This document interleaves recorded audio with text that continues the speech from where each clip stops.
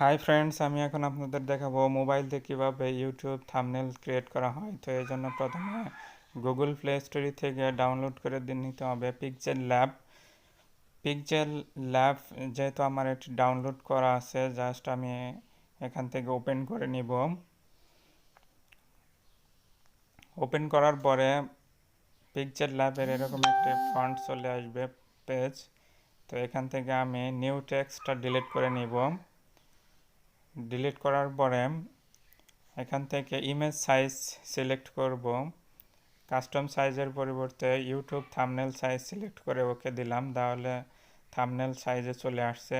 এখান থেকে আমি ব্যাকগ্রাউন্ডটা রিমুভ করে নেব। ব্যাকগ্রাউন্ডে আমি প্রথমে হোয়াইট কালার সিলেক্ট করে নিলাম। এরপর প্লাস থেকে আমি ফ্রম গ্যালারি থেকে একটি পিকচার নিয়ে আসব। তো এই পিকচারটা আমি আগেই ডাউনলোড করে রেখেছি, এটার ব্যাকগ্রাউন্ড রিমুভ করে নিতে হবে আগে। এরপর এটা সিলেক্ট করার পরে এখান থেকে ছবিটা ক্রপ করে নেওয়া যাবে। তো আমি আমার সাইজ মোতাবেক আমি এটাকে ক্রপ করে নিচ্ছি।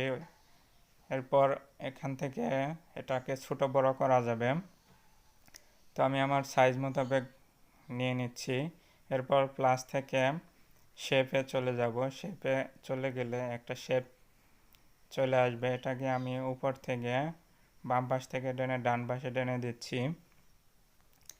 শেপের কালার চেঞ্জ করা যাবে, আমি এখানে রেড কালারটা চয়েস করলাম। এখন এটাকে আমি আমার ছবির নিচে নেওয়ার জন্য সুইপ করে নিচে নিয়ে দিলাম, তাহলে আমার ছবিটি উপরে চলে আসছে এবং শেপটি পিছনে চলে গেছে, দেখতে পাচ্ছেন। এখন এটাকে আমি অ্যাডজাস্ট করে নিব। অ্যাডজাস্ট করে নিলাম। এখন আবার প্লাস থেকে আমি টেক্সট বাটনে সিলেক্ট করে একটা টেক্সট নিয়ে আসলাম, নিয়ে এসে এখানে একটু বড় করে দিলাম। এরপর এটা এডিট করব। এডিট করার জন্য এখানে চলে আসলাম। এখানে ফন্টটা, লেখার ফন্টটা চেঞ্জ করে নেব। এখানে ইংলিশ ফন্ট আছে, আমি বাংলা করে নিচ্ছি এবং এখানে আমি লিখে নিচ্ছি মোবাইল দিয়ে তৈরি করুন। লেখাটা লিখে নিলাম এবং এটা ওকে দেওয়ার পরে চলে আসছে মোবাইল দিয়ে তৈরি করুন।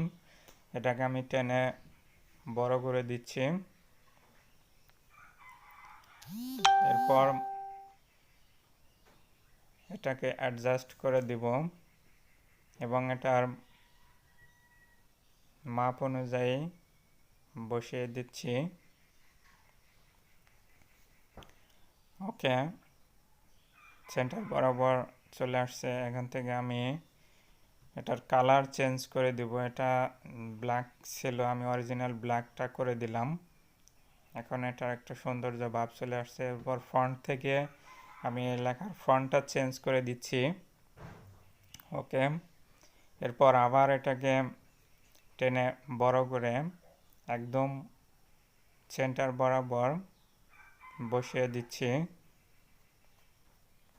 ওকে, এরপর আবার প্লাস থেকে আমি ফ্রম গ্যালারিতে চলে গেলাম। এখান থেকে আমি ইউটিউব ইমেজটা সিলেক্ট করব। এটা আমি আগেই ডাউনলোড করে রেখেছিলাম। এখান থেকে আবার এটাকে সাইজ মোতাবেক ক্রপ করব। ক্রপ করে ডান পাশের নিচে টিক চিহ্নতে ক্লিক করলাম, তাহলে আমার এটা পেজে চলে আসছে।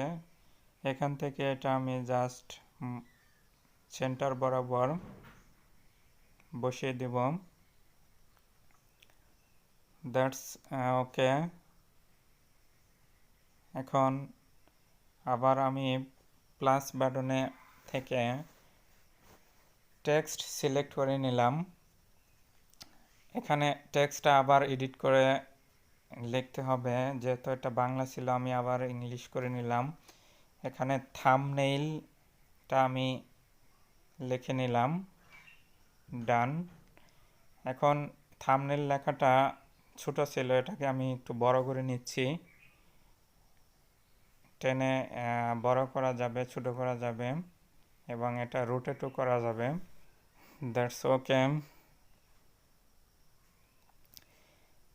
এখান থেকে আমি ফ্রন্টটা চেঞ্জ করে দিব, ফ্রন্ট চেঞ্জ করে দিলাম।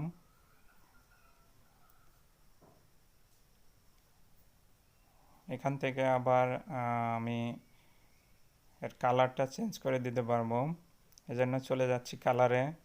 কালারে এসে অরিজিনাল ব্ল্যাক কালার করে দিলাম। That's okay. এটা দেখতে এখন অনেক সুন্দর দেখা যাচ্ছে। এরপর আবার আমি একটা শেপ নিয়ে নিলাম, শেপ নিয়ে এসে থাম্বনেলের লেখার নিচে বসিয়ে দিলাম। এটাকে টেনে ছোট বড় করা যাবে। এখন রেডিয়াসের পার্সেন্টেজ বাড়াই দিলে এটা শেপটা কিছু রাউন্ড শেপ চলে আসবে। এখান থেকে আমি এই শেপের কালারটা চেঞ্জ করতে পারবো। আমি রেড কালারটা চয়েস করলাম, রেড কালার হয়ে গেছে। এখন আবার প্লাস থেকে আমি টেক্সট সিলেক্ট করলাম, সিলেক্ট করে টেক্সটটা শেপের উপর বসিয়ে দিব এবং টেক্সটটা এডিট করতে হবে। এখানে লিখে দিলাম এইচডি। ওকে, এইচডি লেখাটা শেপের উপর চলে আসছে। এখন এটাকে একদম সেন্টার বরাবর বসিয়ে দিব। এরপর কালার সিলেক্ট করে অরিজিনাল ব্ল্যাক কালার করে দিলাম যাতে উপরের লেখার সাথে মিলে যায়, এবং এটার ফন্ট চেঞ্জ করে দিচ্ছি, একদম উপরের ফন্টের সাথে মিলে যাচ্ছে এখন। তো আমাদের এইচডি লেখাটা কমপ্লিট হয়ে গেছে। এখন লেখার সাথে ছবি এবং ব্যাকগ্রাউন্ডের মিল রাখার জন্য আমি ব্যাকগ্রাউন্ডের কালারটা আবার চেঞ্জ করে দিচ্ছি। এখানে এই কালারটা দিয়ে দিলাম, কিন্তু এটা পিকচারের সাথে লেখার সাথে মিলতেছে না, এই জন্য কালারটা আবার চেঞ্জ করে এটা করে দিলাম, কিন্তু এটাও মিলতেছে না। এজন্য আমি আরেকটা কালার চয়েস করব, জাস্ট এই কালারটা। দেখেন এটা পিকচার এবং লেখার সাথে ব্যাকগ্রাউন্ডের একটা সামঞ্জস্য ভাব চলে আসছে। আমি এটা সিলেক্ট করে দিব, এখানে টিক চিহ্ন দিয়ে দিলাম। দ্যাটস ওকে, আমার ইউটিউব থাম্বনেল লেখা কমপ্লিট। এখান থেকে আমি সেভ করে দেব। সেভ করার জন্য সব সময় আমি কাস্টম সাইজের পরিবর্তে এটাকে আলট্রা সাইজ করে দিব, তাহলে এটাকে এমবি, হিউজ এমবির একটা পিকচার হবে। Image save. দ্যাটস ওকে, আমাদের তৈরি হয়ে গেল ইউটিউব থাম্বনেল। বন্ধুরা, ভিডিওটি ভালো লাগলে অবশ্যই আমার চ্যানেলটি সাবস্ক্রাইব করবেন এবং সাবস্ক্রাইব করে বেল আইকনে ক্লিক করবেন যাতে পরবর্তী ভিডিও আমার সাথে সাথে আপনারা পেয়ে যান। ভিডিওটি দেখার জন্য অসংখ্য ধন্যবাদ।